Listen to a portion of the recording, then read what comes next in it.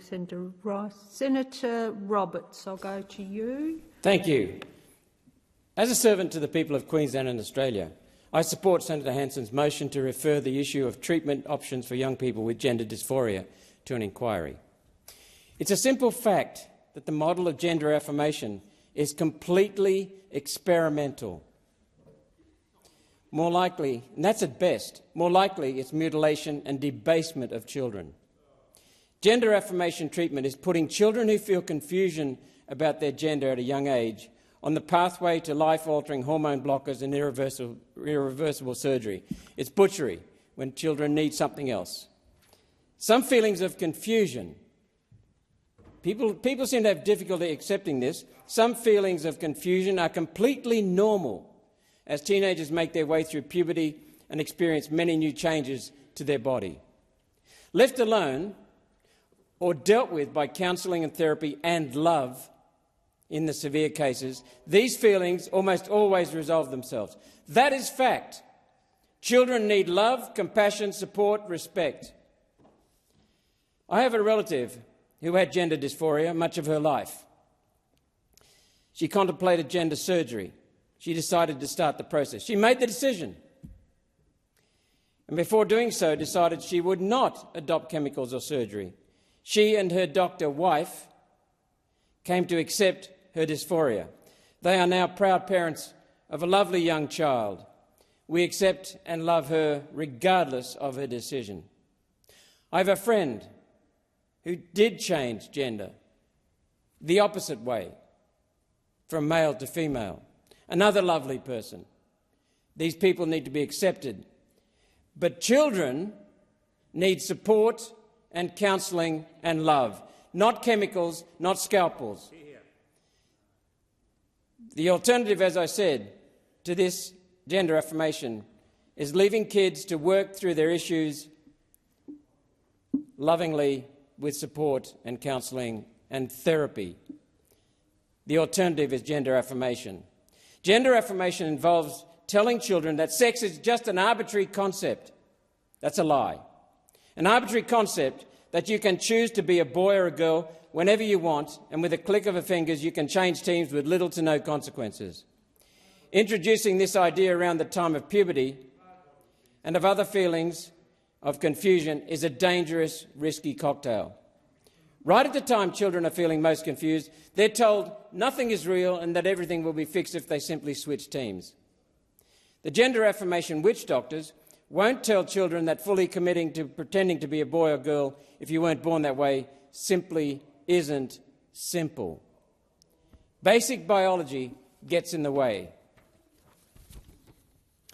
The only way to try and eventually effect this change is through a potent, permanent and dangerous cocktail of drugs, they're told, often prescribed off-label in addition to permanent, irreversible surgeries to lop off bits of people's bodies. Gender affirmation advocates claim these treatments are reversible. That is a lie. That is a lie. Many children who were pressured into the gender affirmation pathway are coming to regret those choices as an adult. Many.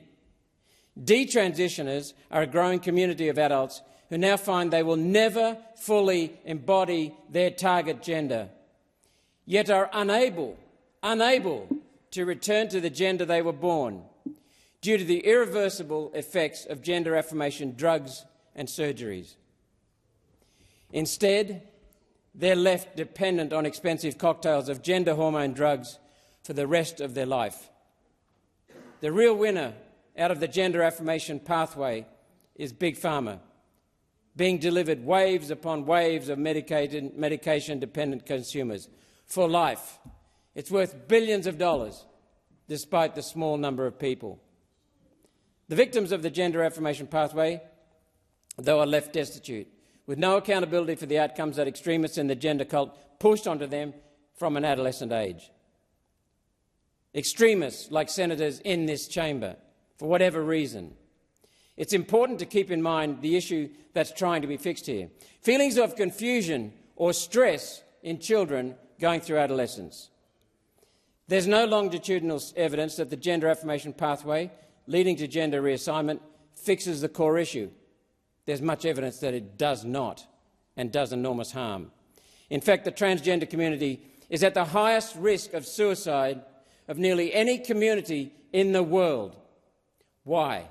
Because so many young people come to regret their change and are trapped. Trapped for life in being unable to change back to their birth gender, which they come to accept. Trapped for life, unable to have children themselves, unable to live a normal life, regretting their decision for the rest of their life because they did so as an impressionable child.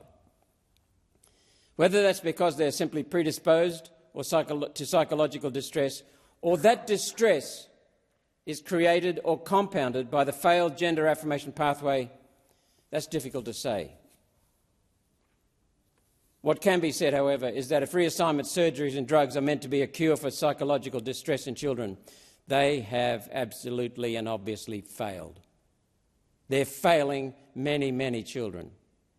The truth is, putting children on the gender affirmation pathway is a pathway to butchering people for no healthy clinical outcome. Many medical whistleblowers have raised these concerns. I'll say that again. Many medical whistleblowers have raised these concerns, yet have been shouted down by the powerful big pharma and transgender cult that holds power at the moment. The United Kingdom has seen this problem, lived this problem, and after whistleblowers blew the lid on medical abuse happening at Tavistock Gender Clinic, the entire clinic was shut down. The entire clinic that was once held up on a pillar and treated as a god. Now it's under class action suits and people recognising the hideous crimes that they've committed. At the very least, these issues need to be referred to a committee for inquiry. Those who support the gender affirmation pathway shouldn't be afraid of the truth through an inquiry. What's wrong with knowledge? If I'm wrong, then an inquiry will prove you right. Of what are you lot afraid? Greens use labels. Labels are the refuge of the ignorant, the dishonest, or the fearful. They support Big Pharma. Please stop demonising children with gender dysphoria and those who have a different view. I suspect the gender cult knows that the truth is not on their side, and that's why they're running scared of looking underneath the hood on this issue, an issue affecting children. One Nation will stand against sending children down a path of drug dependency and body mutilation to appease the gender cult. I'm never caught up in gender, race, national heritage. Every human, regardless of skin colour, for example, regardless of heritage, has red blood running through our veins. Every single human. We are one. And I am very, very pro-human. Send this to an inquiry.